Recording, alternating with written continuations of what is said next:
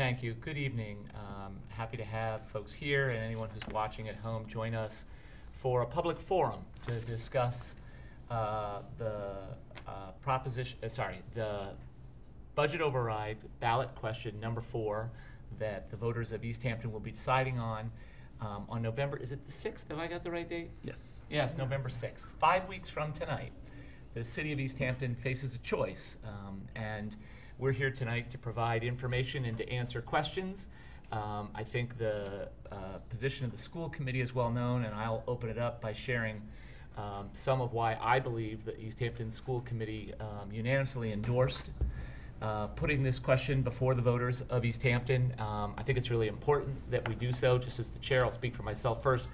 I'm a teacher of civics, and I always believe that giving citizens the opportunity to step up and to make the questions that will determine the conditions of their future existence is what democracy is all about. So I'm delighted that we're doing this, but it's more than an academic exercise for any of us, and in particular, our role as a school committee is to advocate on behalf of the children of Easthampton, those who are here now, those who are yet to enroll in our schools, and we hope to provide an incentive for the folks who were students in Easthampton before to have a clear sense of what their community stands for and where we're going. To frame this really simply and to get out of me talking and instead answering questions or hearing other voices, because plenty of folks have heard from me before, I see this as a basic question of whether Easthampton wants to stand still and tread water. We have, over the course of the time that I have been on the school committee, done a masterful job of maintaining a good educational program despite budget gaps that year after year erode the resources that we have available to support the educational welfare of our children. We now have the opportunity, by investing in this question, to move forward, to allow the children in Easthampton to move forward as children are in other schools in the Pioneer Valley, as they are in other schools in the Commonwealth, indeed as they are in other school districts across the country. It really comes down to a question of, do you want to tread water or do you want to move forward? We, the school committee, believe that it's time to have the resources necessary so that from pre-K through 12, we can support college and career readiness for all of our students. And that's why we voted to put this question before the voters, and that's why I look forward to answering questions about the specifics of the budget override this evening. And I'll turn it over now to Nancy. If I could just say, good evening, I'm Nancy Follansby. I'm the superintendent of schools of the city of Easthampton, and I would just like to echo what Peter has said. We have really been, actually I was reading a blog of another superintendent today, and he mentioned how the process that he's in right now is of minimizing the damage of declining resources. And that's really the situation we found ourselves in the last 3 years, minimizing the damage of declining resources. We've had to make cuts to teaching staff, cuts to resources, time and time again, and it's having its impact. And without the override, we're going to face more cuts for the next school year. We feel that we're really at the minimum of being able to provide the kind of education we want for our students here in Easthampton this year with the current funding that we have. We've cut as much as we possibly can cut, and the thought of having to cut more in the next school year is frightening to all of us. We don't have the staff that we've had. We've had to cut world languages at the middle school. We've had to cut support services. We have limited our support services primarily to the elementary schools, and we've had wonderful success there. We have 2 level 1 elementary schools. That's the highest level in terms of the state's accountability. But because we have had to limit our resources to early intervention in the elementary schools, we find that our middle schools and high schools are not having the same advantages, and we need to put that kind of support there as well. Technology also, with our new high school, we'll have up-to-date technology in the high school, but we do not have this in our middle school and our elementary schools.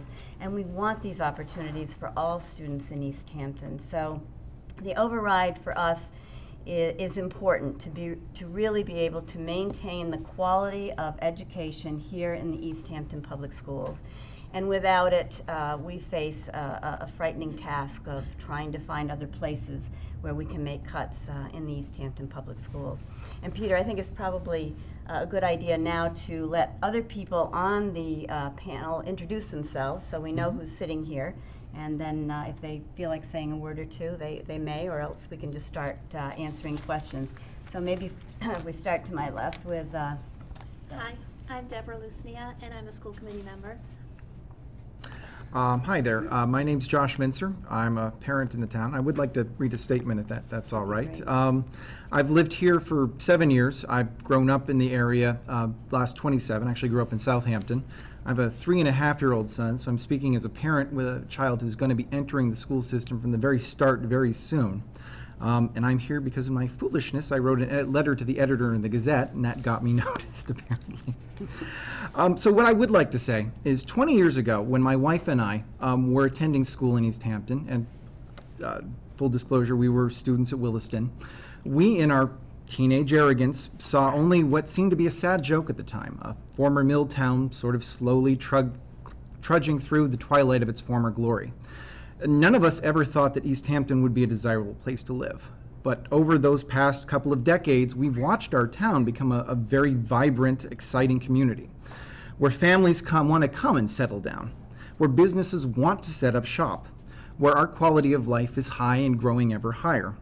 I'm proud of our many accomplishments that we have here, from the revitalization of our business community, balanced out for our protection of our open spaces, our cutting-edge green tech projects, and events such as the Bear Festival, which help bring the community together as one. Indeed, my wife and I specifically bought our house in 2005, knowing we were going to be paying a premium on it. But the way we saw it, we weren't really trying to pay a premium on the house. We were paying a premium to live here in this location. And we feel that extra investment has been well worth it so far. 8 years ago, in 2004, our community had a decision to make with funding our schools, and we chose not to address that at that time. 8 years later, it seems the funding problem has grown far worse for a variety of reasons, and I believe very strongly we can't afford to kick this can down the road any further. We live in a state where education is highly prized, and we have a lot to be proud of on the national and international level. Education is, I believe, the bedrock, immutable pillar upon which our community, indeed if not our civilization, is founded upon. I believe that the city has done the best it can over these years to try and find other ways to deal with the issue. We've already taken advantage of a wonderful once-in-a-generation opportunity to get state assistance to build a world-class high school facility, and assumed an additional tax burden that will eventually dissipate. But I believe the time has now come where we must make another small sacrifice to make the investment in our community to build a school system worthy of our new facility and indeed of our community. In the current political era, we're going to have to band together at the community level more and more and help everyone take care of each other. Help is going to be slow coming from the state and federal level for a long, long time possibly. And I strongly, passionately believe that investments we make here and today will provide dividends for a lifetime. I'm also very afraid that if we don't address this funding issue now, in another 8 years, possibly less, we will sorely regret it. Thank you. Thank you. Well stated. My name is Robert Orlando. I'm the principal of Center and Pepin Schools, and my colleagues, I think, have eloquently laid out a great case. One thing that I think about as an administrator, and it's really come to light this year, even though all of our elementary schools are level 1, this year I've been put in the inevitable task of trying to decide which students receive extra help. And I've never had to do that before. We've gotten to the point with our budget and our staffing that we have to make those decisions now. And that frightens me, knowing that even come next year, we could be looking at even further decisions that reflect negatively upon our students. So that is very concerning to me. Secondly, I'm afraid that we're going to enter a vicious cycle of losing more students to school of choice. Being transparent, part of our budget issue is that we do have a tremendous amount of tuition going out to school of choice. My concern is that if we have further reductions in programming and we don't invest in our schools further, that problem will become worse. So not only will we be cutting further staff, we'll also be losing more children to other communities, therefore reducing our budget, bottom line, reducing even more services. So I see this as an investment in our schools, not only restoring some cuts that we've had, but also investing in what Easthampton can be. Hi, I'm Cindy Cloutier. I am a teacher at Maple School, elementary school. I also am a resident of Easthampton. I own 2 homes, so that would affect us with the override. And I have 2 children also that go to Maple School. I was asked to come and speak to how it affects teachers with the lack of funding that we currently have. And I mean, there's one of the main areas is definitely in technology. I believe we have about 30 laptop computers for our entire school. So using a laptop at our school is really a novelty for the kids. It's not something they use every day, and it's something that we really need to work on. As far as textbooks go, some are new, but there's some that are still dated. Kids are looking at pictures of kids that are dressed from the 70s, and you know, looking at phones that don't exist anymore and looking at computers that don't exist anymore. We have class sizes that are growing. We lost some teachers, so our class sizes are growing, and that, of course, makes it more difficult for teachers in terms of classroom management or to reach every child that really needs to see you. So those are issues that we have. For me, as a music teacher and PE teacher, one thing that I would love to have in my classroom is digital textbooks that, you know, the book can actually be projected and have CDs that go with those textbooks. But for me to order something of that magnitude that would fit kindergarten through 4th grade, it's probably $4,000 or $5,000. So I don't feel right even asking for something like that when there are teachers that are losing their jobs. Fewer regular ed interventions are happening. It's kind of speaking to what Mr. Orlando mentioned with the loss of our reading teacher and one of our ELL teachers. We're really getting spread very, very thin, and these kids are not getting the services that they need. Excellent. Thank you. You're welcome. And my name is Maren Goldstein. I'm a member of the Committee for Stronger Schools, and I'm a parent. I have a child my son has just entered kindergarten at Maple School. And when we moved here just about a year ago, I chose to move both to Easthampton as well as choosing to put my kid into Easthampton schools. So I'm making that commitment to Easthampton, and the thing that was always the reason why I made that choice was because I always heard really clearly when I talked to people around Easthampton was that the teachers have a lot of heart. And I think that having heart and being engaged with really caring about our kids is probably the #1 thing that needs to happen in schools. And so that's why I chose here. But the other thing I also heard was that they don't have a lot of resources. And that continues to be the case. And so when I heard this summer that this override, the opportunity to put more resources back into our schools was out there, I knew I had to get involved. I knew I had to do what I could to get as many resources into our schools to help them have the strongest education. Kids don't get to choose to have kindergarten over. They don't get to choose to have 2nd grade over. This is their opportunity to have either a good experience or a bad experience. We've talked about large classroom sizes. We've talked about limited resources. We've talked about kids with special needs or just struggling and not having the opportunity to have a strong intervention by administrators, by the teachers, because there's not enough resources for them to have the teachers to help those kids. That is a lifetime impact for kids. And so we as Easthampton need to make a choice to put more money into our schools. And I think that this is a hot topic that's happening all around the country right now. If you look online about schools struggling and about economics in schools, it's everywhere in this country right now. Everyone is having the impact that has happened with our economy shifting the way it has in the last few years. But we can make a choice. We can choose to say it is important enough for me to spend less than $1 a day into my school district. There's direct studies going on out there that recognize the more money you put into schools, more money goes back into our economy. And as we can say, and as Josh mentioned, the economy in this town as a culture in general has really been growing, has really been blossoming. And this is one of those moments that I see as a new person in this town, is that we're sort of at this sort of crossroads. Are we going to continue to sort of grow? Are we going to continue to sort of be a cultural center out here that's going to draw people to our town? Or are we going to struggle? Are we going to stop being able to even tread water and start to sink as a town?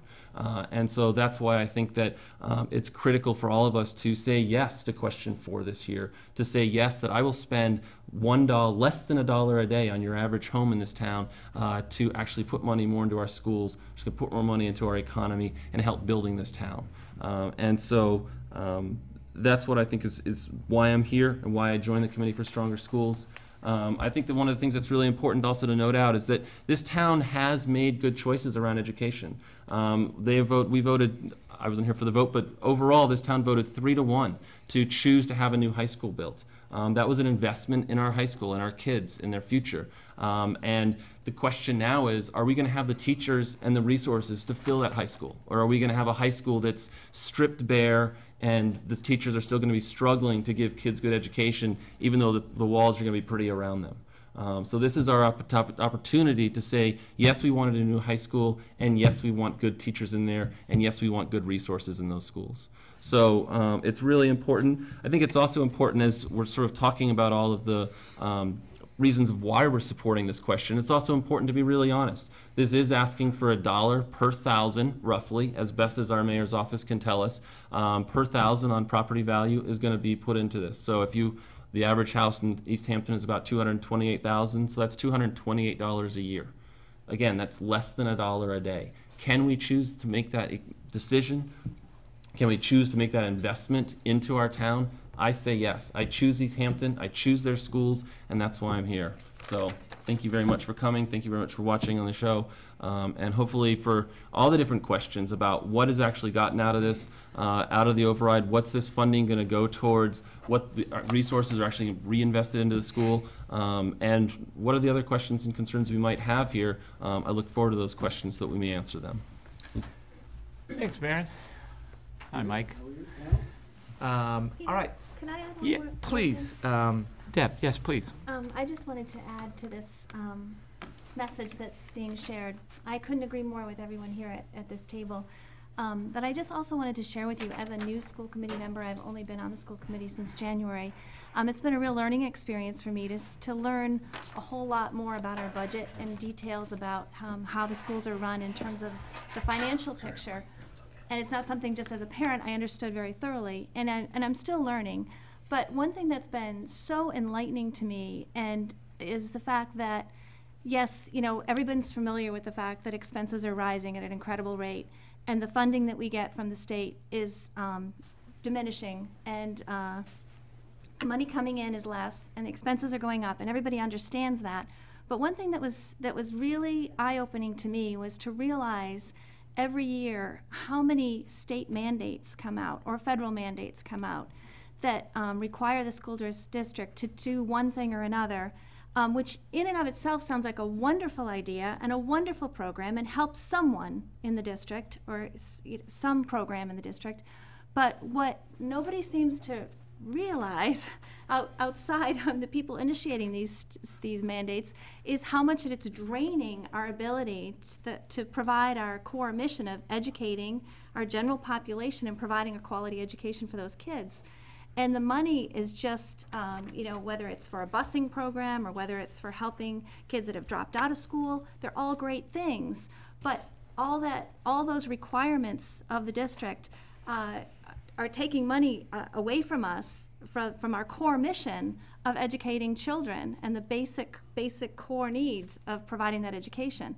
So it's really a complicated scenario where we're just being squeezed dry from so many different angles.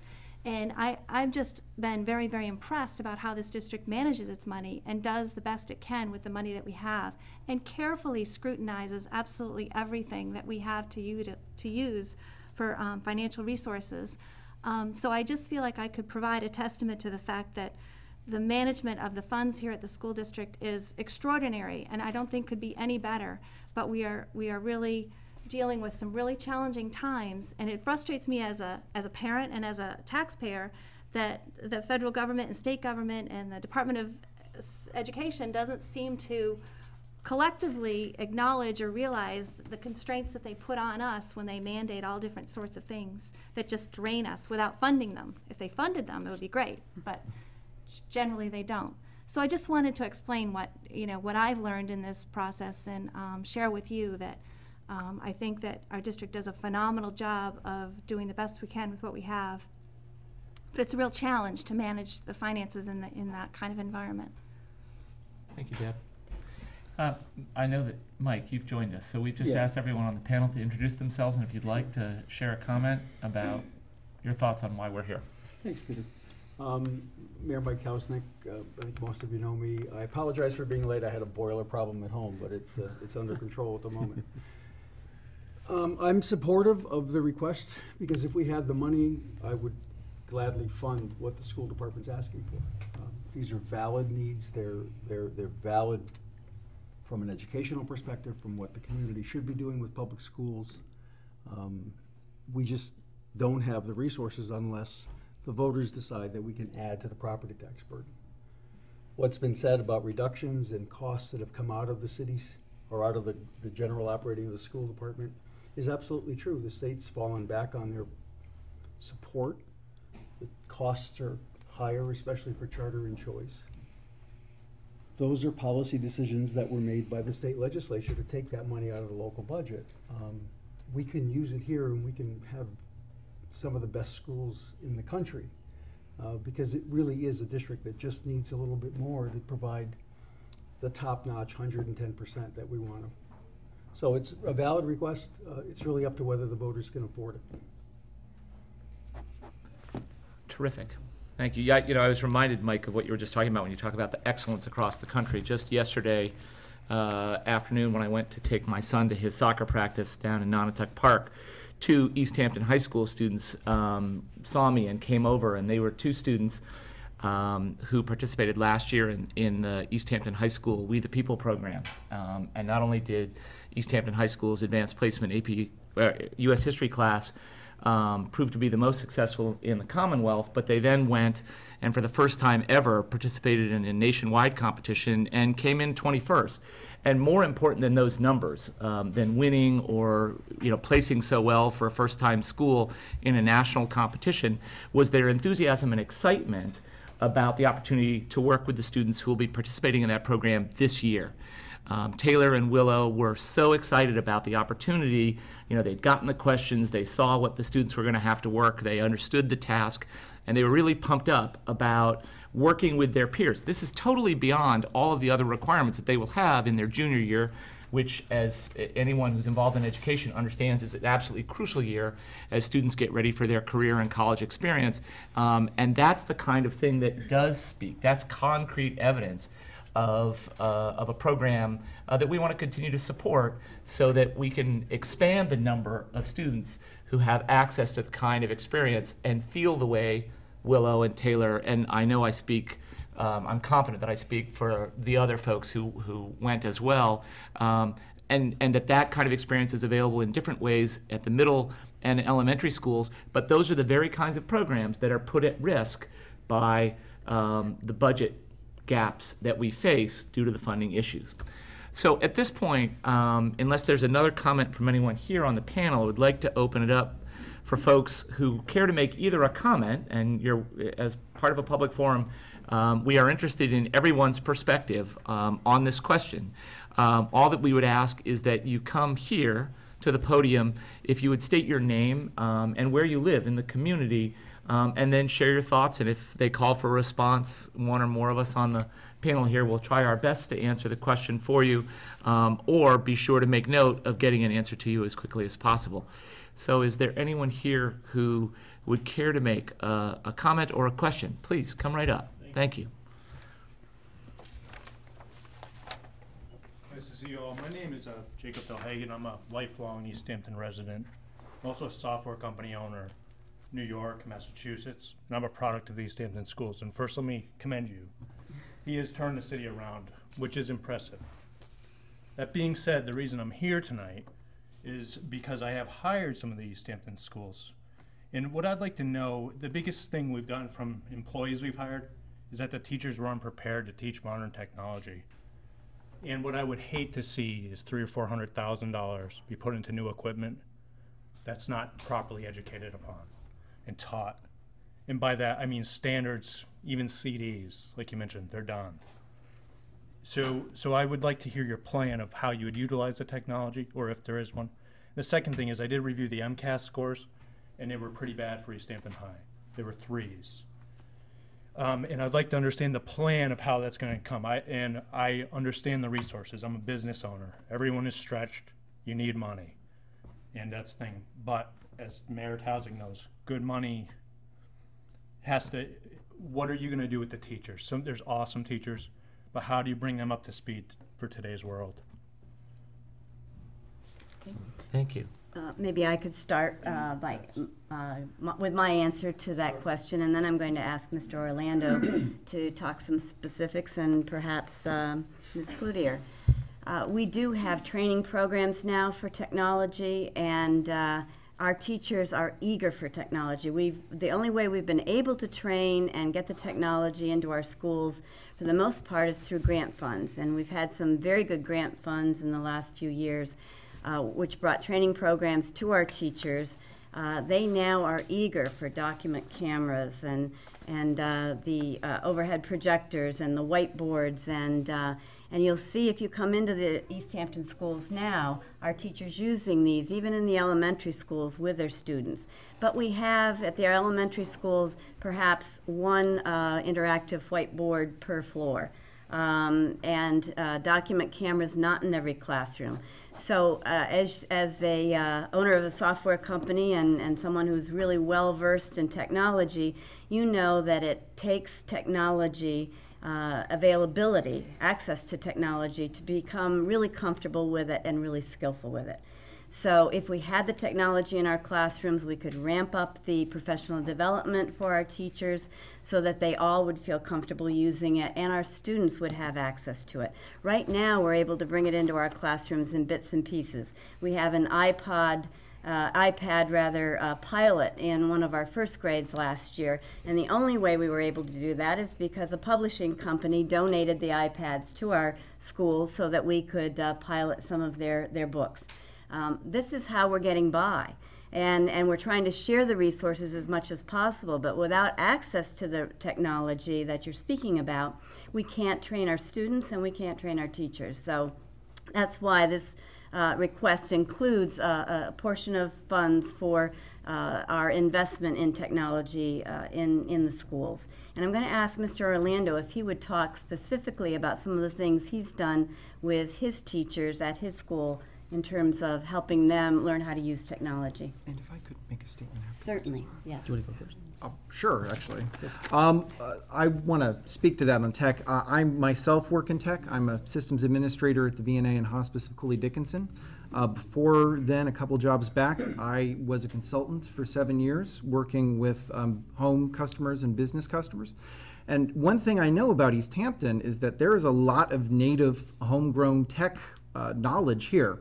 And it seems to me, possibly as a spontaneous idea has come up, is could we not form a, say, volunteer committee of tech business owners, tech experts, and offer our services and our knowledge to the school? Not only. To do that years ago, I apologize. Well, but can I the please finish idea was first? Yep, rejected. I understand that. Could I finish? We can bring it back.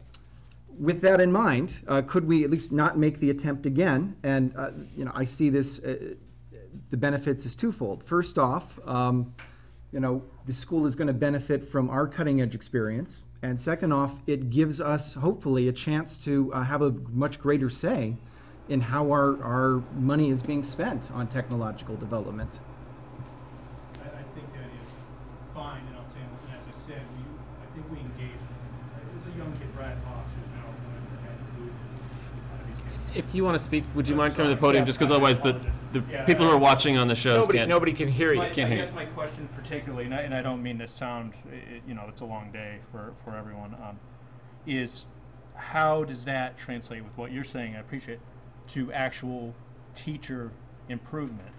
giving someone technology and actually training them on modern web 2.0 is a light year of difference. I guess what I'm asking is, how is that gap bridged? That's a starting point to me. As you say, but we can lay down $1 million infrastructure. But ultimately, if the students are being educated, Yep.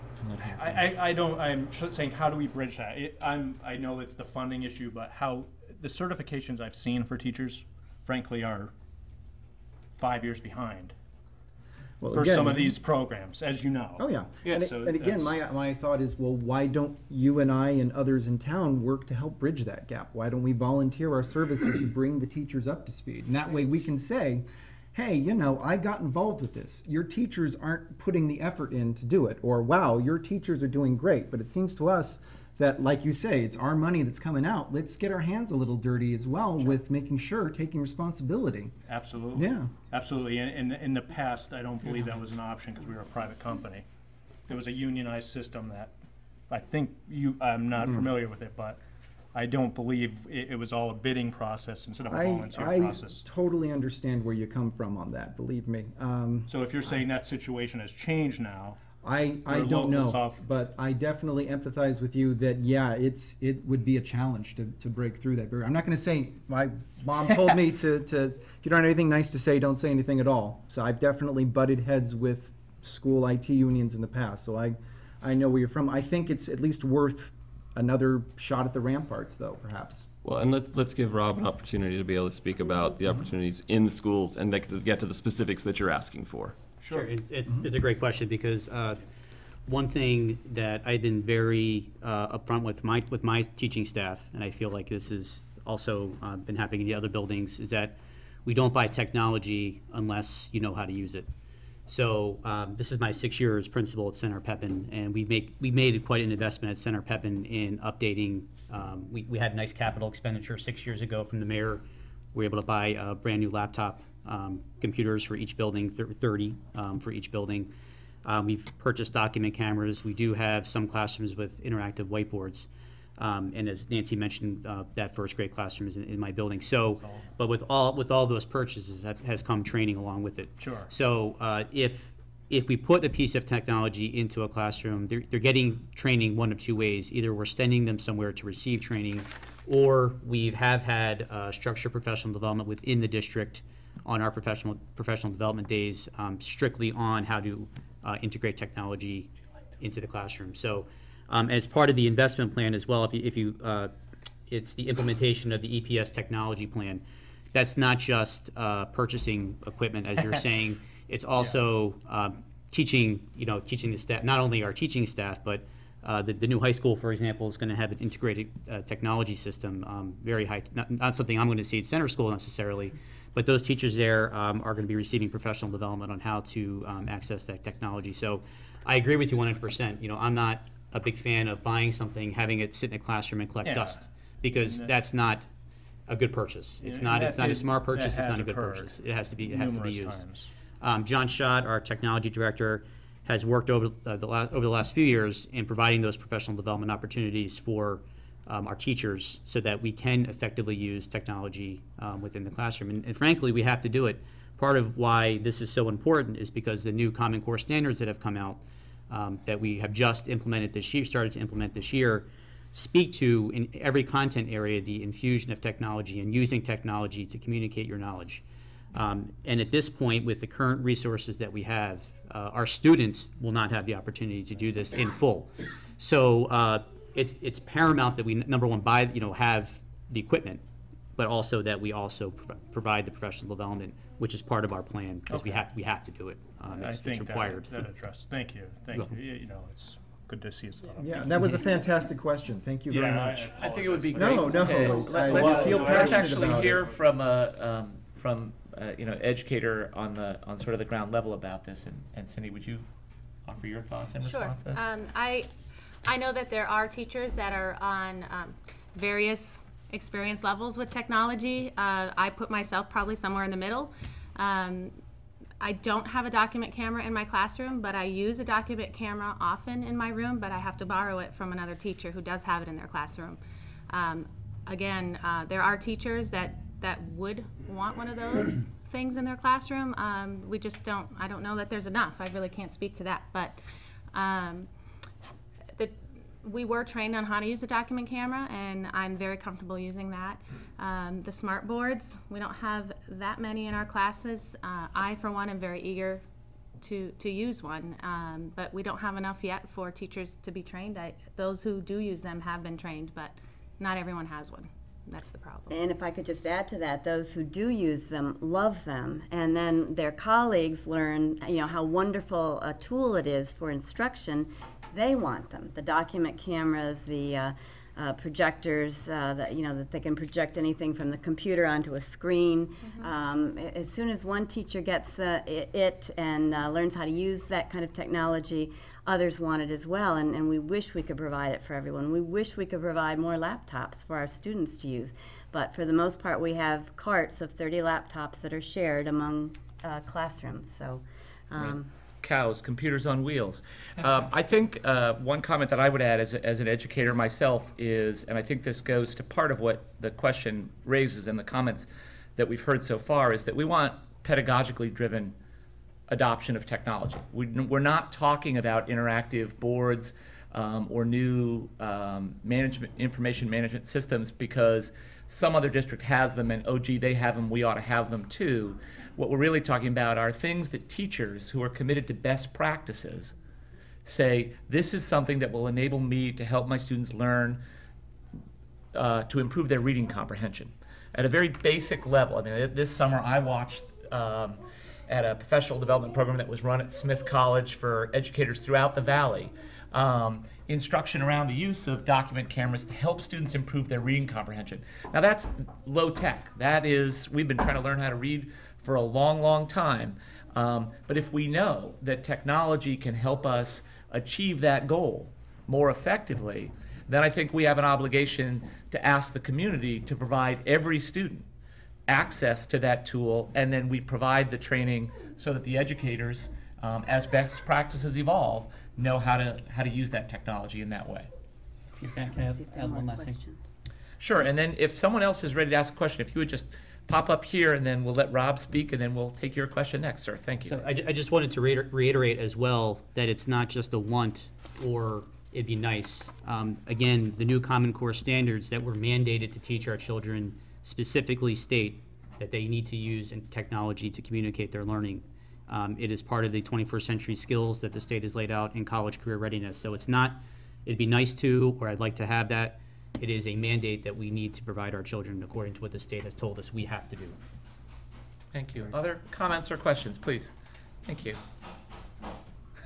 All set? Yeah, we are. Good. Good evening, ladies and gentlemen, members of the committee, Mr. Mayor. My name is Joseph Barrick. I happen to be a property owner here in Easthampton for the past 10 years. Prior to that, I've been a property owner for the last 30 years in Northampton and out of state. I'm here primarily to speak my mind in respect to this override, which my bottom line is, as with everything, is the dollar, whether we have it or whether we don't have it. Now, I've jotted down some comments that I've heard from the committee. I'd like to address those, and if you'll bear with me, because I am a disabled combat veteran, I have a slight anxiety disorder. However, being a Marine, I will get through this, and you'll have to bear with me. All right. I have heard, I'm concerned, my concern is, as yours, okay, for education and going forward and technology and everything. Well, there's a lot of things that I would like too, as an individual, such as you people would, or the people here. We just can't do it. It is because of the restrictions of the finances that we as individuals have. And I'm not going to point fingers, but some of us, or quite a lot of us, taxpayers, are not making any six-figure salaries. We're on fixed incomes. One of the things that's not being taken into account, you're asking for this override, Well, the override for the school, which I happen to vote for, because we were definitely in dire need of a new school, that hasn't come into effect yet. That comes into effect next year. That's like 83 or 85 cents on a dollar. And then traditionally, come next year, the new tax rate will be put forward by the assessor's office. And now on top of that, you're looking for another dollar. Well, to me, that's not $228, sir. By the time we're done here, we're looking at $500 to $600. Now, a lot of people here, senior citizens, are on fixed incomes. You know, and I'm making $1,356 a month. Between my wife and I, we're like $2,000. I get $1,000 knocked off of my taxes for being a disabled veteran. But the thing is, either from the VA or from Medicare or Social Security, we haven't seen cost increases to keep up with the time. Anybody here that has an ounce of common sense knows that if you go to the gas station, fill up your car, buy a loaf of bread and a gallon of milk, you've kicked the heck out of a $100 bill. Now, there's no question about what this committee is saying is worthwhile and justified. But what I'm looking to this committee to say is work within your means, okay? You can start to probably be a little bit more creative. So far as the students on, you know, I have a granddaughter who is, doesn't do very well in math. Now she's getting that attention. Well, how about some restructuring here? Different levels. If we have students that are high achievers, and well, restructure your classes. Look to some maybe outside resources. Gates Foundation, work within the 5 college system. Don't put the burden all on the taxpayers. I've heard about, well, do we want to tread water or go forward? Well, let me tell you, treading water is a lot better than drowning. And a lot of us are drowning, all right? Even if our homes are paid for, I'd be paying more in taxes per month than I would be paying for my mortgage.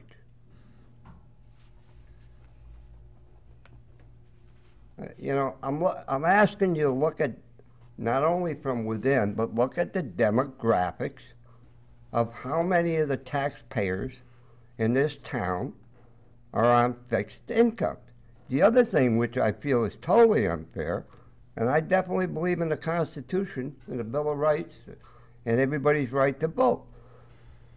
But you have people that vote for this override that are not taxpayers.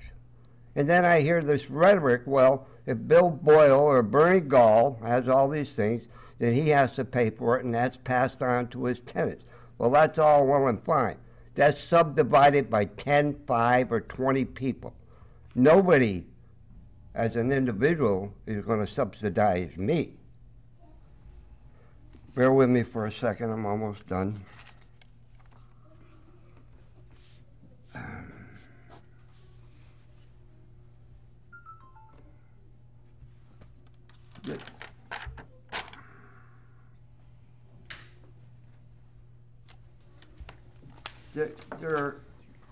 There are a lot of things that we all need, and there are all things that we really like. But let's be realistic here. Where is the money coming from? You guys don't have it, otherwise you wouldn't be asking us for the override.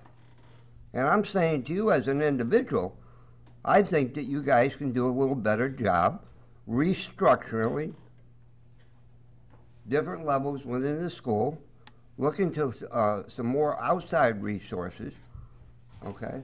And one of the things that I would have for the mayor or the school committee, you know, and I'm well aware of earmarks and hard dollars and soft dollars.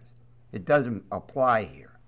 This is all Easthampton money, X amount of dollars for the fire department, police department, and the school department. And better than 50% of the municipal pie goes for our school system. People who have children or have not had children supported the override. I have grandchildren. I supported the override. All right? But there comes a point in time when you have to look at things such as, well, fine for somebody that lives in an apartment to vote on this, but they're not paying. They're not paying $228 or $300. They might pay a percentage in an increase, but nowhere near that amount. And then, you know, it's like, well, we went well ahead of schedule on the construction of the high school. I think we got some extra money there. I don't know. Do we, Mr. Mayor? Yeah, I'll answer, I can answer now if you want. The high school is not completed yet. We have authorization to borrow, I think, just under $18 million. We've borrowed $14 million of that. There's some contingency that we haven't borrowed. Okay. And so I suspect that we'll come in under budget, but we're Okay. going to have change orders that'll be fairly substantial. They've been modest now, but the Right. furniture and fixtures budget and the Right. technology budget for the project Right. are artificially low for a small school. Right. They're limited by dollars per student, and so we have $1,200 per student for that, and it's just not going to be sufficient. So Right. we'll likely have some cost overruns there, but the 83 to 85 cents was based on this 18 million borrow. Right. It'll be less than 18 when we're done. It Right. might be closer to 16. Okay. But I'm going by But what. the money, any money that we don't use on the school can't be transferred to other purposes. We just won't borrow it and we Right, won't that tax I you for it. understand, sir. That I understand. Oh, as long as I'm answering your questions, 67% of what the city has to spend goes to education. Okay. The majority of that, I think probably in excess of 50% goes directly to the school department, but there's a pretty significant amount of money, about $5 million, that's spent outside of the school department Right. budget. So the total's about 67 cents on a dollar.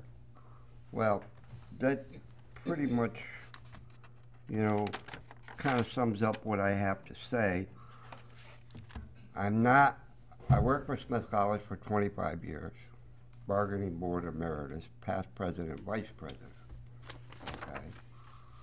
And I'm not against this committee in respect to their wishes, the needs for our students, and wouldn't it be great if I could go out and get my new car tomorrow? Well, guess what?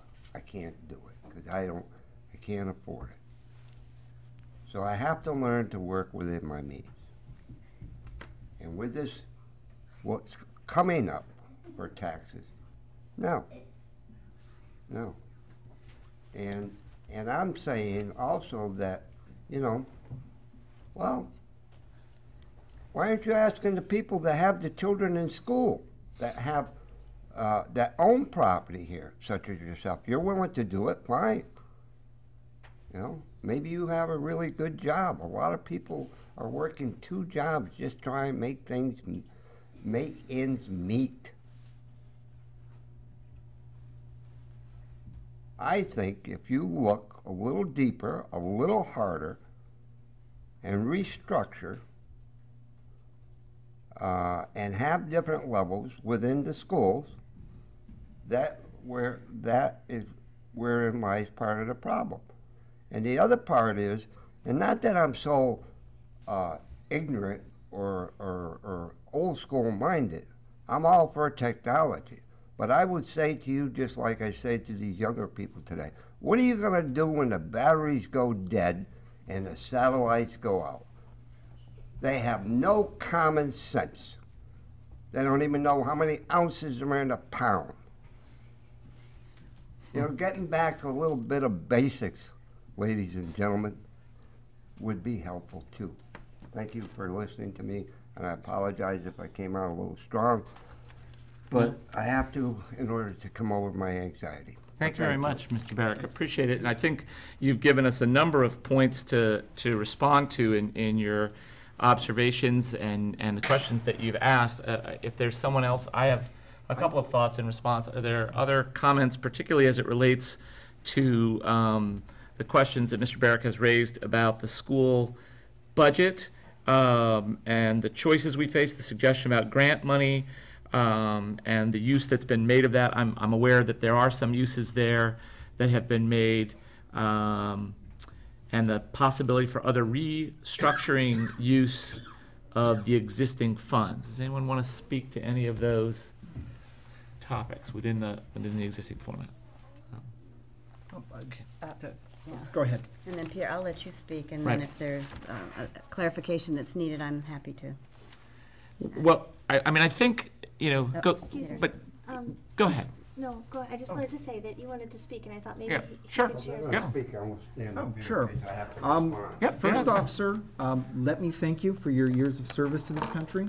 Know that you have my respect just from that, and you, as someone else who has struggled with anxiety issues very seriously, you have my respect on that and camaraderie on that as well. So, and again, thank you for, I guess, challenging us. I am. Because we need to be challenged. We can't just say, oh, kumbaya, everyone agrees, because nobody agrees on everything.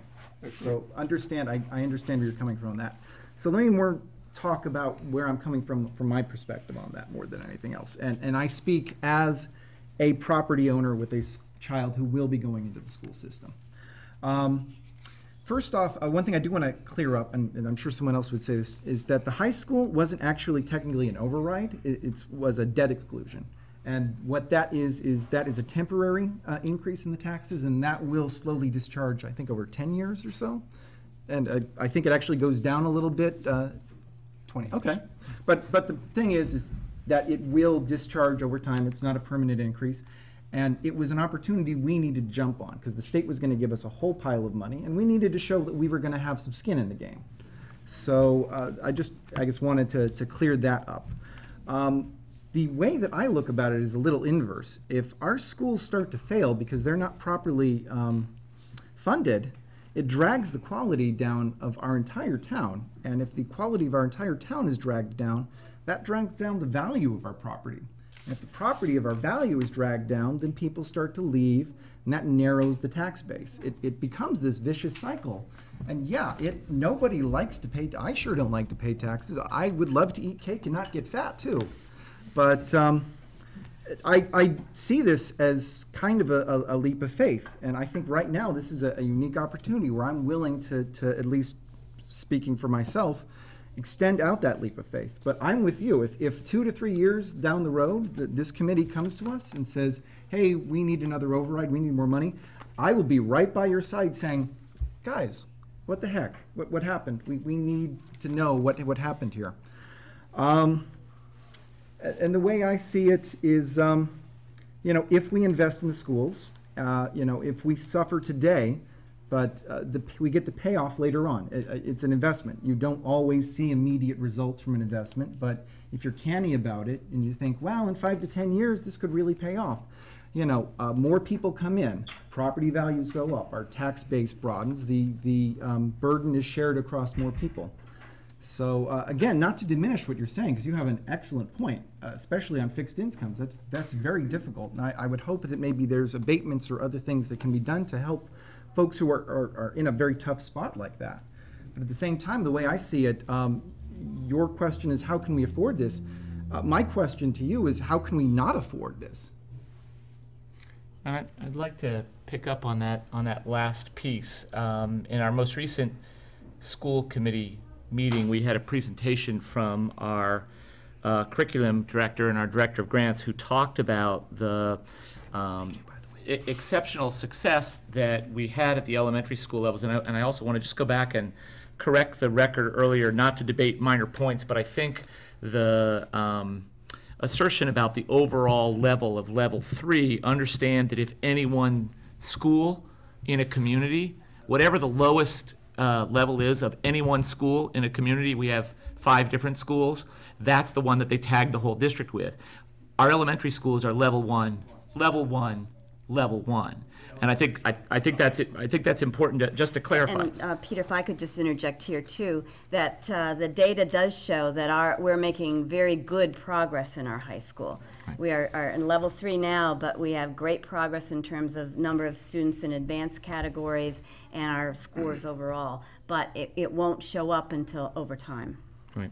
And I think to Mr. Barrick, your broader point about fixed incomes and the impact that that has, in my understanding as a teacher of economics, the single greatest hope for Social Security over the course of the next 5 to 10 to 20 years is having career and college-ready young people entering the workforce who can earn the kinds of incomes. We operate under a pay-as-you-go system.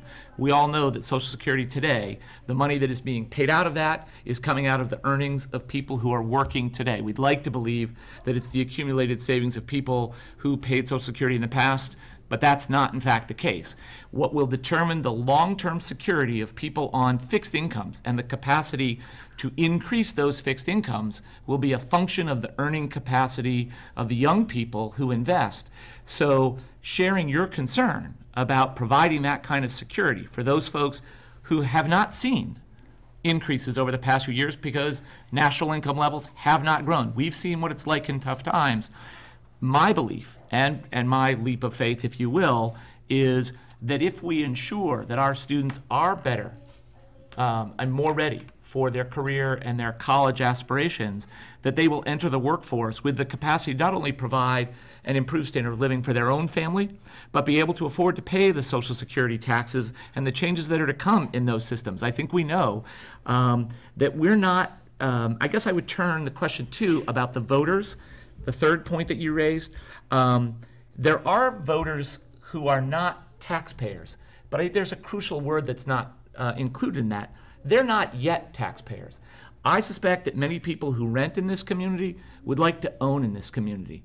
And I think that they know that what they're voting for here, as they deliberate and this difficult choice that they make, it will have an impact on their capacity to own because it will increase the cost of ownership. So I think you've highlighted some really important points. I think reasonable people could debate them. I offer those thoughts from my perspective that I think that the future for homeowners in this community, both those who own homes now and those who hope to own homes in the future, and the future for people who are on fixed incomes, will be brighter in the long run if we vote for Easthampton schools here. I don't know if anyone else has comments in response to Mr. Barrick's, please.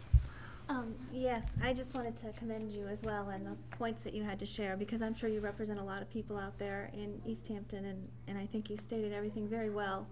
Thank you. And I just wanted to pick up on a comment that you had made about, yeah, it's tough to afford something like this, but there's also the issue of what happens. It's tough if we the consequences of not doing it are also expensive for us, very expensive for us. And I just wanted to explain my thoughts on that. And that's with regard to the whole matter of school choice. And currently, we are losing, is it 1.8 million? $1.4 million monies go out of our district every year. It's tied with children that or parents that decide to educate their children in neighboring school districts. And we pay, is it $5,000? 5 or 10, depending on whether they go to choice or charter. Okay, so 10 is charter, 5 is choice. So every single time, and any parent has the right to do this, they decide to have their child educated in some other community other than Easthampton, because for whatever reason that they may not choose Easthampton, we have to pay $5,000 for them to go somewhere else. So currently, we're paying $1.4 million in total for students to be educated elsewhere. The concern is, if we don't invest in our schools, if we don't provide the technology that the state is requiring our children to be able to use and know how to use, if we don't provide the quality education that we need to provide for our students, that cost continues to go. And so it's a self-perpetuating problem where we're losing more and more and more money, which puts a greater burden on the taxpayer to supplement that. if we invest in our schools and we're able to provide the type of education that's required, that we want to provide, the quality education for our kids, we believe our students will stay, our parents will choose Easthampton, and that money will stay with the district. So we'll have the ability to bring that money back, to keep that money, and that makes an enormous difference in terms of our budget and what we're able to afford to do. So it's a case of if we don't invest in our schools, that's just going to continue. The school choice funding that leaves our district is just going to continue, and it's a drain. It's a huge drain on us. If we had that money back, and I think having the high school is going to be a huge help, but we need to continue to invest in the other parts of our district and in the other areas that are going to enable us to provide that kind of quality of education so that parents will say, yes, absolutely, I choose Easthampton schools. And I would also like to thank you for your comments and your questions, because I think it helps us know the areas that we need to address. And I want to assure you that we do look at every possible way, that every economy that we can make when we're doing the budget process, every possible way we could economize, because we do have to make cuts. Every year we have to cut positions and cut resources. So in making those cuts, we have to look very carefully and thoroughly at every possible way that there would be economies and savings in our district. I asked my leadership team, my principals, to look carefully at their budgets. I tell them how much they have to cut. We look at that together. They look at it with their school councils that are made up of parents. And the budget process is transparent. We do it here at school committee meetings. We put out budget books and we talk about what the resources are, what our budgets are, and where we have to make the cuts and why we have to make them. And the budgeting is all public documents, and anyone is free to request a copy of our budget and to look at it with a fine-tooth comb. But I want to assure you that we all work together very closely to find every economy we can. We are a conservative school district. We're a conservative town in terms of spending, and we know how to build a budget that is built carefully and wisely and gives us as much of what we need as we possibly can get. Very good, ma'am. Thank you. Well, brief moment to readdress some of the comments that I've heard from the committee. First of all, I've never seen a tax rate 10 years or 20 years, either from the electric company or any town that I've ever lived in, go back down once it's in. It's just the legal construct, sir. Yeah. I'm talking, sir. Right. It's my opportunity. I gave you the Fair enough. opportunity. My I would apologies. ask for the same in return. Thank you. Otherwise, I lose my train of thought. So that's one thing. The other thing is, to the gentleman's center, I agree with your educating, giving the students the better tools to work with so that they can get into the workforce to prop up Social Security, which wouldn't be in the situation that it is today hadn't, whatever, politics and religion don't mix. And I've listened to the superintendent of the school and everybody here respectfully. I am not against what this committee is looking for or asking for. My leap of faith is to say, wait a minute, I'd like you people to go back in that room and see if you can come up with a better plan. I don't want to bog myself down here. There are other people. You know, you can't restructure to have different levels. A, B, C, D. Okay?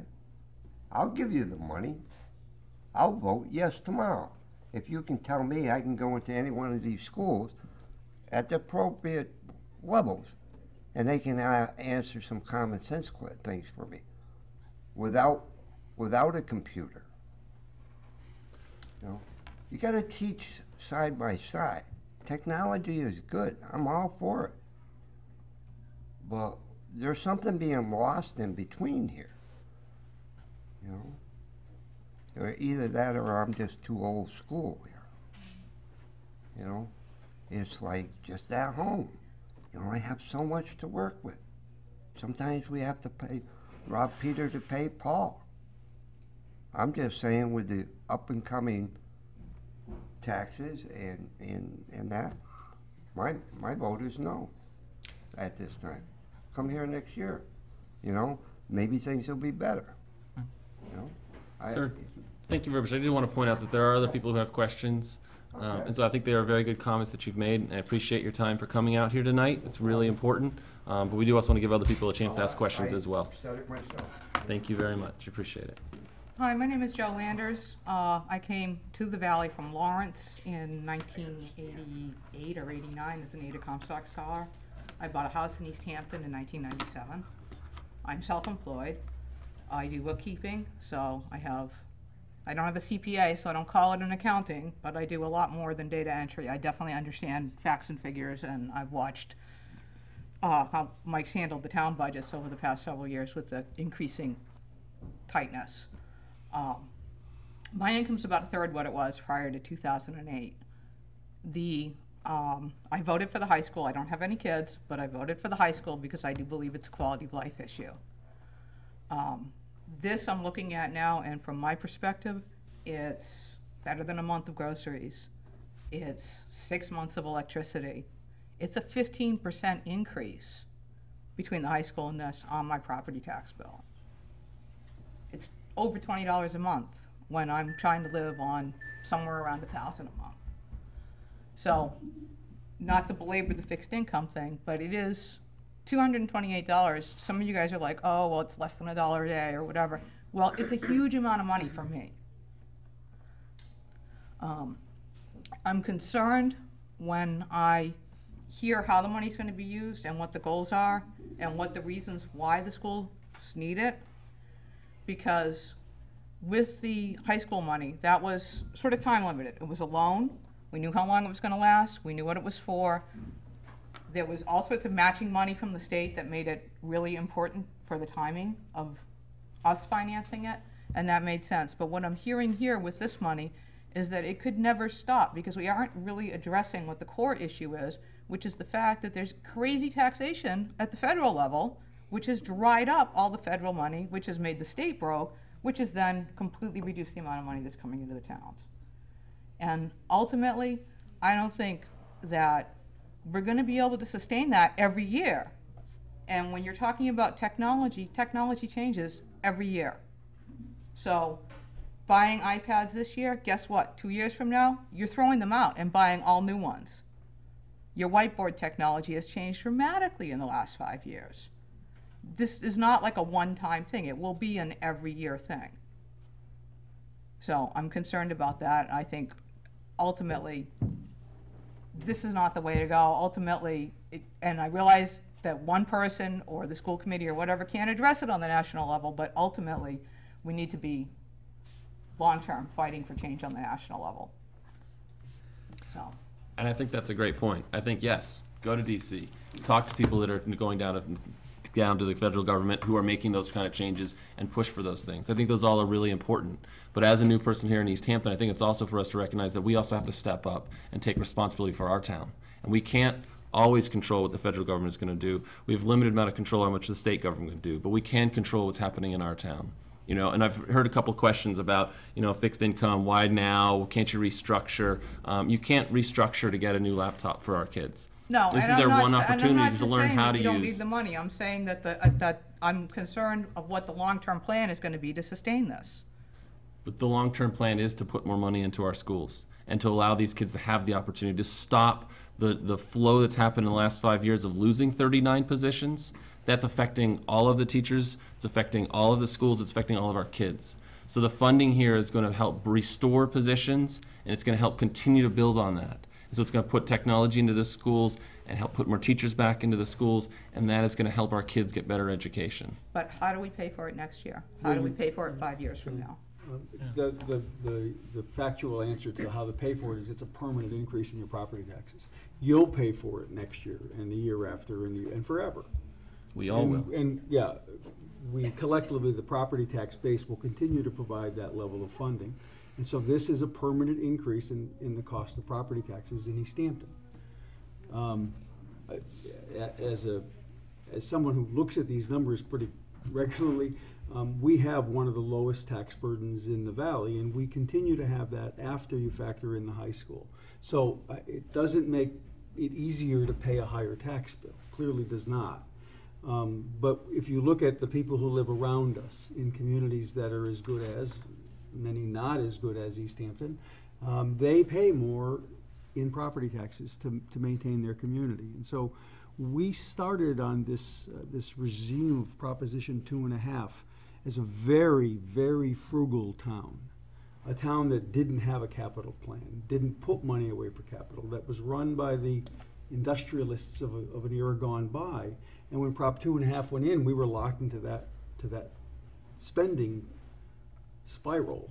And it's a very small spiral. And when the state primarily put on the policy that local government would pay for charter and choice, it really had a dramatic impact on where the money goes to educate our kids. And that's really, in my mind, if the House and Senate and the governor of a time gone past now, 12 years I think for charter, for choice, and something a little less for charter, had they decided to fund that out of new revenue, we wouldn't be here.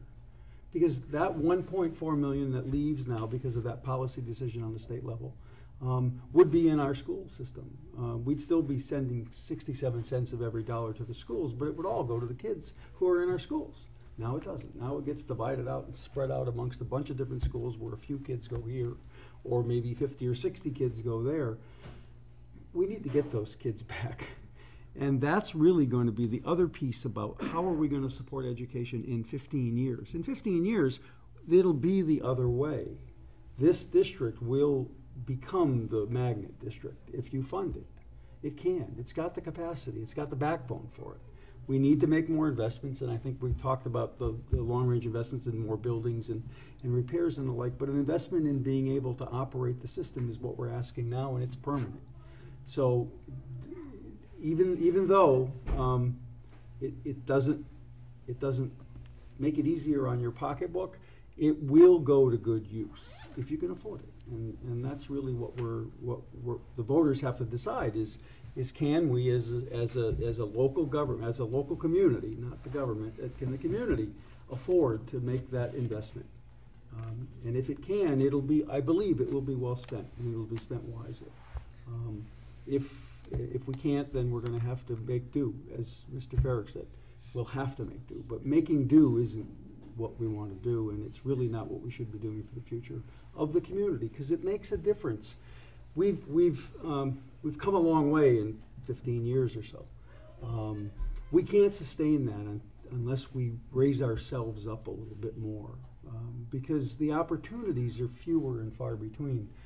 There was some comment, and I promise I'll slow down and shut up in a minute, but there was a comment about making sure we look at every dime and save every dollar. And what came to mind was the discovery when we were building the new high school that we don't use our radio alarm boxes for all transmissions of security issues. Some security transmissions are done privately by a security firm.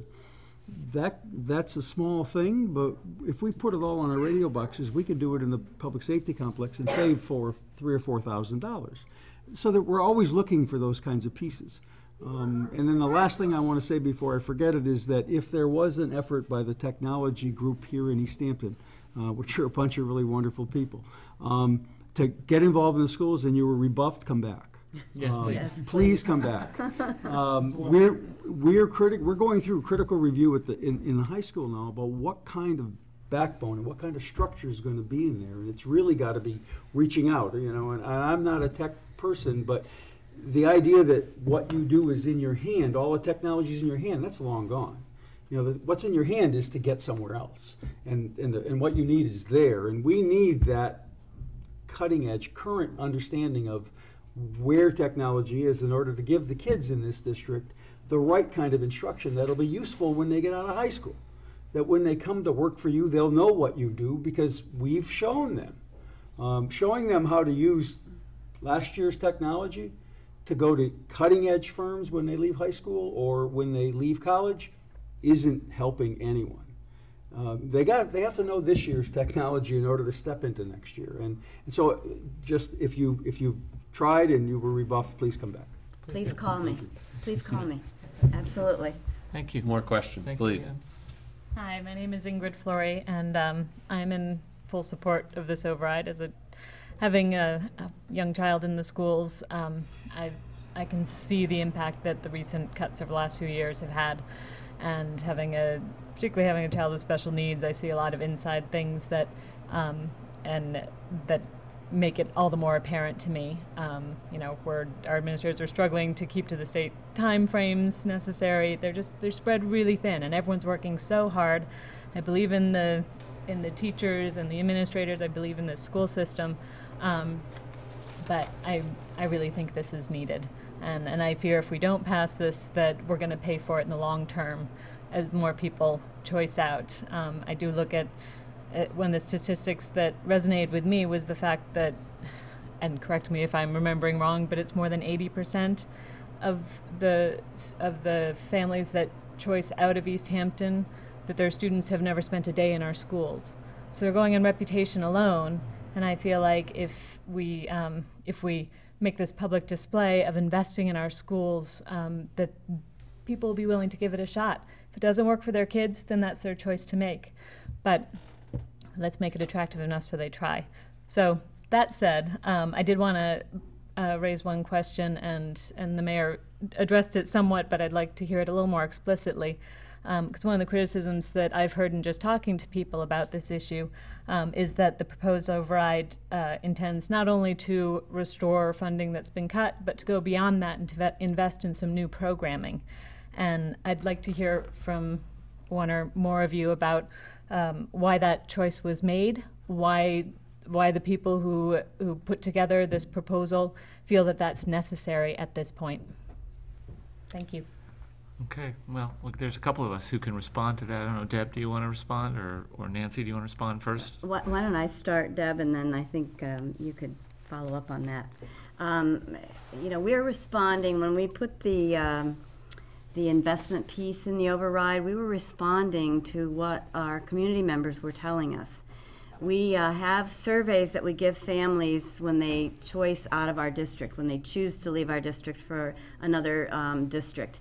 And I will just reiterate that in order to turn that tide, we do need to be competitive with the districts that are surrounding us. And if we're not competitive, our families leave our district and they take their children to other schools. So in responding to the surveys, one item that was mentioned a number of times is world languages. Not enough world languages in our district. Other districts have a full year of Spanish or French, of world language in the middle school. We, up until this last year's cuts, had an exploratory language program in the middle school. With the budget cuts last year, we had to remove that program. So we have no world languages program in our middle school at this point in time. We desperately want that back. We want world languages in the elementary schools. We know that that's when children learn language. I'm a former French major and French teacher at one point in my life, so I'm speaking from that area of expertise. We want world languages for our children in the elementary school. We want the exposure to language and to culture, and that's what our parents want, and that's what they're asking for. Another item that is mentioned to us time and time again is up-to-date technology. So one of the reasons that we added these pieces into the investment portion of the override is in response to what we've heard from our community members, from our school councils that are made of parents in the different schools, and from our administrators and our teachers. When we get together and we talk about what will really help us achieve the vision that we have for the Easthampton Public Schools. And I'm going to turn it over to Deb Luznier from the school committee now, because I think she spoke in such an articulate way about that vision that we have and that our school committee has for the Easthampton Public Schools. So Deb, I'm going to let you speak to that as well. Okay, well, I don't think I could top all that you just articulated. And I often feel woefully inadequate in expressing my thoughts and ideas, but I completely agree with everything that Nancy just said, and she just said it beautifully.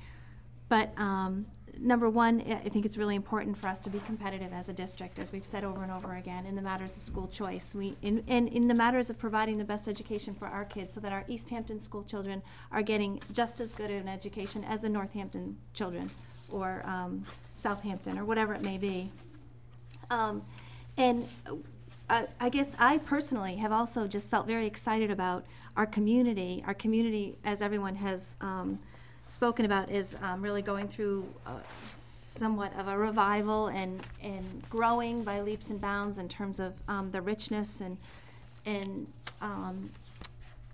prosperity here in the thriving city that we have. That's just growing tremendously, and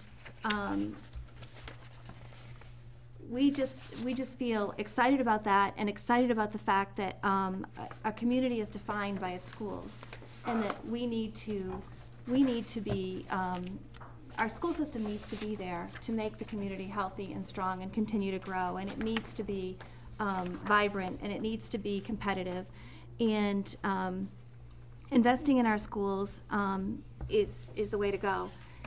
And, you know, with the high school override, I just saw that it was such community support for education in our city, and such an exciting time, and believing that the community is there, and the community is evolving, and the community is excited and committed to our school system, and that we do have a vision. We have a vision of making it as great as it could be, and that the community would likely step up and make sacrifices to make that happen, and ultimately will benefit all of us over and over again, not just for our children and the results there, but for the city itself and the residents of our city. So I'm not explaining it very well, but I just think it's important for our city, for the strength of our city, for our children to be competitive with other districts, to provide the quality education that all of our students deserve, and I think it's where we need to go. And I think our city is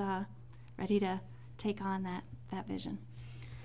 There's actually, if I can just detail a little bit more, because I think it's a fair question, and, you know, even though we say things are publicly available, I know that it's hard to find your way through all of the documents that we examine at our various meetings. But there is a document that outlines in detail both the funding as it would be appropriated for restoration and as it would be appropriated for investment.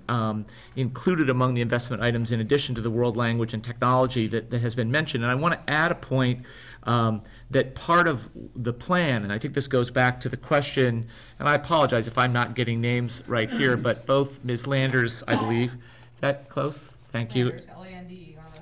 Thank you. And Mr. Barrick, when we talk about going forward, as the mayor has pointed out, this is a permanent increase, but one of the pieces of technology is that we will have a technology plan that puts in place a planned 4-year cycle of both maintenance on the 2-year and 4-year on the replacement cycle for those things, so that you won't see, when the next new wave of technology comes out, us coming back saying, oh, we need to spend more for that. That part of what this is designed to budget is that over a 4-year cycle, $100,000 per year is dedicated to that, so that we will, to the best of our ability, be able to anticipate both the future maintenance and future new acquisition needs. So that's part of the plan. In addition, and something that we've referred to before in relation to support services, part of the investment is designed to improve the enrichment programs, our after-school programs. Many working adults in the community understand all too well the value of the after-school programs and the enrichment programs that we offer.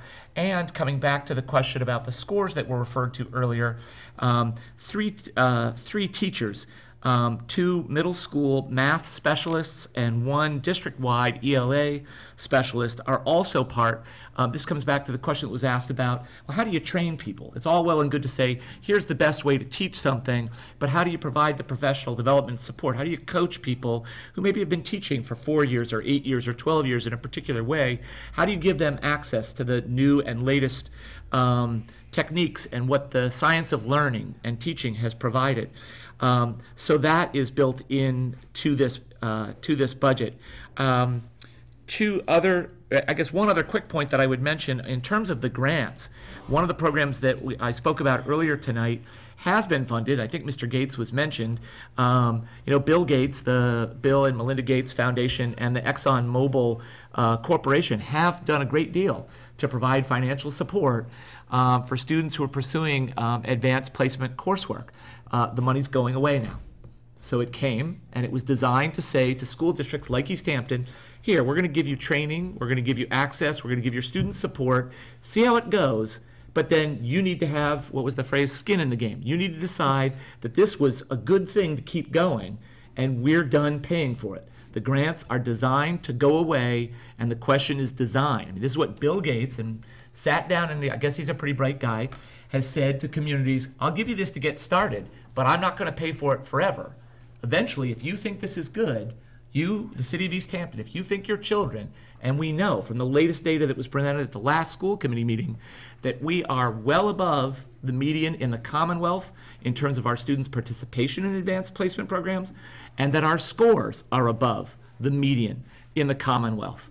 So both the number of students who are in the classes and the externally assessed, this isn't Peter Gunn, this isn't Superintendent Fallensby, this isn't the teacher in the classroom. These are external assessors look at the results that our students achieve and say, you're doing better. And the last time I checked, Massachusetts was highly rated nationally in terms of its educational program. So again, we have done a good job with the money that we've been provided. That money's now going away. And what we're asking the city is, and the city voters, is we've proven to you that we can do a good job of this. Please let us continue to do a good job there by restoring or investing in those programs. I think we have more folks who would like to speak. My name is Katie Perubi, and I'm a longtime resident of Easthampton. We have our second house here in Easthampton. We raised 2 children here who are in college and just graduated from college in Easthampton Public Schools. And I'm also a teacher in Easthampton schools. And although, I've been here for 25 years, and I've seen all the restructuring and all the budget cuts, and I've even experienced quite a bit of it myself as a teacher in Easthampton, I just want to say that my question is, I really want to ask all the folks, all the community in Easthampton, to please support our city, our administrators, our superintendent, our parents, our students in their teaching and learning. I've seen how we look at every nickel. I've seen how we invest in me, the teacher, in my professional development so that I can give 105%. I'm just really excited at the opportunity to have a little bit more help, a few more tools, some training on the newest tools so that I can give 110, 120%, because I live for this. I live for teaching and learning.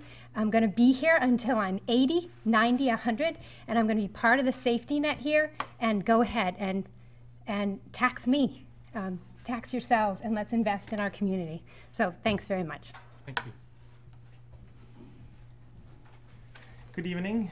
My name is Peter Marks. I live now on 3 Gula Drive. I just moved, and as Peter Gunn pointed out, there are people who are renters when I started this process to support this, and then I bought my first home, so just to be in the community.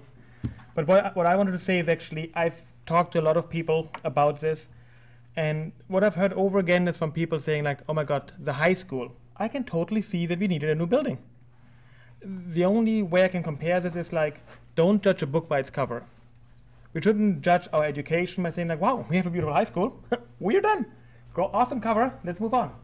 If the insides are blank, or even like horrible, that doesn't help any of us. I mean, we need to fill this book. I mean, we have a beautiful cover now for a great book. Let's fill the inside with beautiful pages. That's all I have to say. Thank you. Okay, you want to say something? Tired. Yeah. Thank you. Are there other folks who would like to make comments at this stage? Please. Hi, my name is Tamara Smith. I'm a resident in town. I have 5 children in the school district. My oldest is 15 and in 10th grade. My next is 10 years old. He's in the middle school. My next is 8 years old. He's at Pepin My next is 6 years old. She's at Pepin. My youngest is 4, and we choose to bring him to Tiny Tots at the high school to keep the money in the school district. As a resident of Easthampton with a lot of children, I pay a lot out of my pocket to make sure they have the best opportunities available. Something as simple as swimming lessons, times 5 children, my costs are crazy. Just to provide a childhood that when I was a child, these things were just given to us. For example, swimming lessons in the community. I pay for their school lunches because we don't qualify for school lunches. So for 5 children, if they all want hot lunch at $2.75 per lunch, multiplied by 20 days in a month, that adds up. I'm also, I think, a very valuable part of this community, as is my spouse. We both have PhDs. We both volunteer regularly within the schools. We're both very visible in our community, and we like it here. What I'm getting at, though, is that what's keeping us here? Because at this point, we're starting to see that a lot of the things that were promised to our kids are starting to disappear, and I understand it's the budget. My son Tommy, who has Asperger's, is no longer able to receive services for them because he doesn't qualify enough. So he has a lot of social issues in school. My son James, who's in 3rd grade, is part of that very large cohort. They already had to have the decision in kindergarten that his grade would not have a paraprofessional. And the long-term effects of that, starting kindergarten with 24 kids in his class, and that class size has grown every year, he has significant delays in reading and in math. Enough of a delay to make me very concerned as a student, but as Mr. Orlando said, not enough of a delay to get him special services. So now I'm facing as a parent, do I move 5 children out of this school district, destroy all of their social connections that they have in their life, all of the security they have by us living in one town? Do I remove my own volunteer services from this community, which I think has been helpful to the community, all over the basis of $100? Because for us, I know it's going to cost a lot of people money, and I understand. I'm not minimizing that. I live that dollar game every day by managing a budget for that family. But at the same time, as a resident of Easthampton, I also want to know, when can I count on my community to help us out? We are very present helping out the community, and we're very present at all community events. What worries me is the apathy that I'm seeing and the lack of concern about how this is affecting our children's future. And seriously, one of our options is either to choice out 5 kids from Easthampton School District, which I do have the power to do, or move from the city. I don't want to do either one of them, but unless people really start considering what our choices are as a community, there are going to be multiple families, such as my own, that will be making that choice. And that won't only affect my children, that'll affect all of your children with their peers leaving the school. Their lifelong friends no longer being part of their lives because their families are not staying in the town. That will affect the senior citizens in the town who no longer have children around them, no longer have the intergenerational structure in their neighborhoods because more families are moving out. And this is a message that I just don't see being played enough, but as the younger end of that spectrum, as the family member who's paying $600 a year for my kids to be able to ride the school bus to Easthampton schools, because that's a choice that I understand the schools don't have the money for, makes it very logical to me that I need to be able to see how are my kids benefiting from living here as well. So it's a real concern I have as a citizen, as a mother, and as an educator. So thank you. Thank you. Are there other folks who would like to comment or ask questions? If there's any further information that we can provide? Don't let the late hour get, we're all on salary here. It's a volunteer salary. A volunteer arrangement that has us here, so if there's anything else that we can provide for folks, I'd be happy to do it. I don't think this will be, in fact, I'm confident that we will have another opportunity. I think the questions that have been raised, particularly the questions that have been raised by people who are concerned about this, there's no question. I think the burden is with us to make the case for this. We can't just trot children out and guilt people into this. And I don't think anyone on the school committee or anyone on the city council who sanctioned the vote or anyone in the community who supports this is simply trying to appeal that way. I think there are sound arguments that can be made on a rational basis. It won't eliminate the difficulty. If this was easy, someone said before, and I agree, I'd love to be able to eat more ice cream and not gain the weight. But I, as a member of the school committee, as an educator, as a parent with children in the district, I certainly appreciate those questions. Before we close, I don't know if there's anyone else on the panel who has a final comment. Yeah, I actually want to say something. This is more just speaking out about my feelings on the town as opposed to just focusing specifically on the school. I'd like to say I'm more proud than ever of this city, and this is about the third time that I've gotten involved in being on a panel or otherwise contributing to the whole sausage grinding process of governance. And the first two times were just awful, just terrible. I mean, it really lowered my faith in humanity. People just really going after each other, people trying to push terrible agendas, people not able to answer questions and not caring about it. But so I was really not, no offense, looking terribly forward to this. But it was really important that I get involved in this. And just seeing everyone coming out, everyone having their say, not everyone was agreeing, but we were being respectful and addressing this stuff. This gives me hope for the future, you know. I'm more pleased than ever to be a citizen here. Thank you all very much. I wish more people had come. Thank you. Other comments from? Yeah, Yes, if I please. can also add, I think that hopefully this show has helped people understand a little bit more about why this override is being asked, why people are asked to vote yes or no on the question for November. I think that what's really important, and from my perspective, is that more people know about this, know about the facts of what question 4 is about, and so they can make an educated decision in November. And so I ask people to come to our website, the Community of Stronger Schools. It's www.communityforstronger.schools.easthampton.org. It's a long name, but hopefully you can figure that out. Come check it out. Look at other questions. There's a lot more information there. There's also opportunity to look at what other events are going to be happening, other ways to get involved. I think it's really important for people to get out there and give the information to the voters so they can make this educated decision. So if you're interested in volunteering, if you're interested in getting involved, please look to our website and learn about what else is coming up next. And we'll certainly publicize when we're going to have a second public forum over this. We'll be publicizing that there as well. So please look to our website and learn more. Yes. I was just curious why this wasn't on the city website. I found out about this meeting because I was listening to HMP this morning. Right.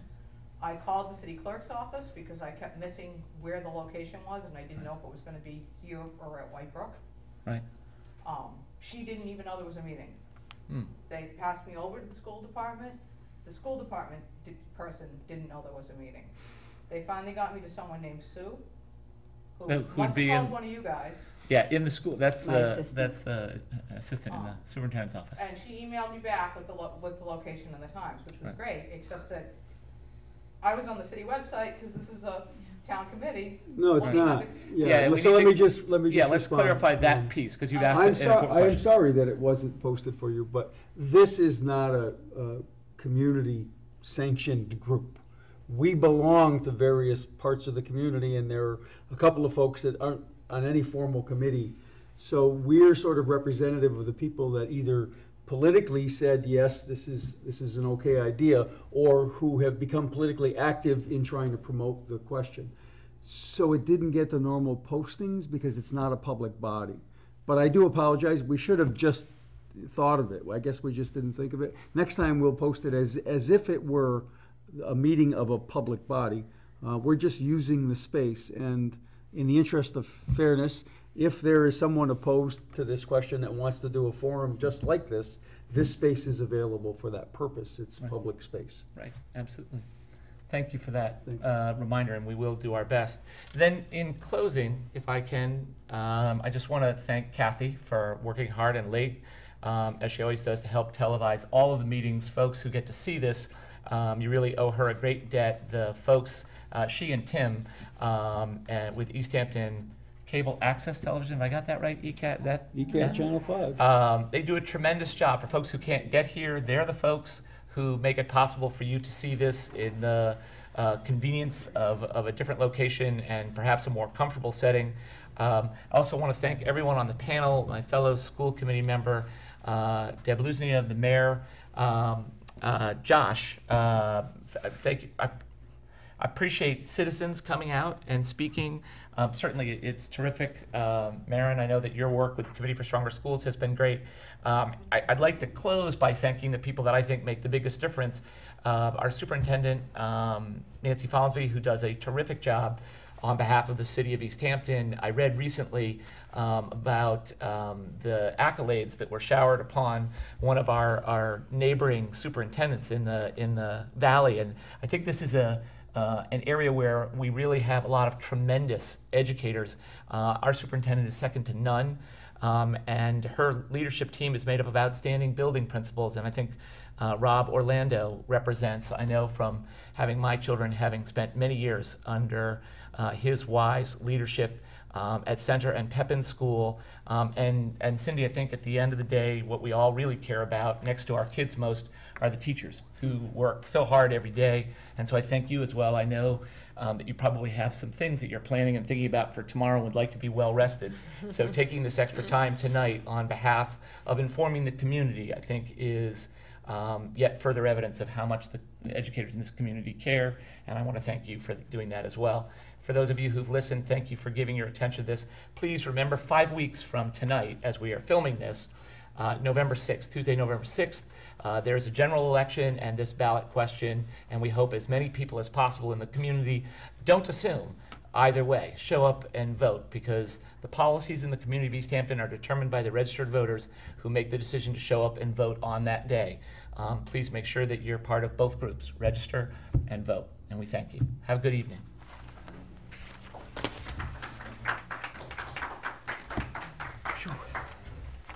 All right. Hi, Lori. How are you? Good to see you.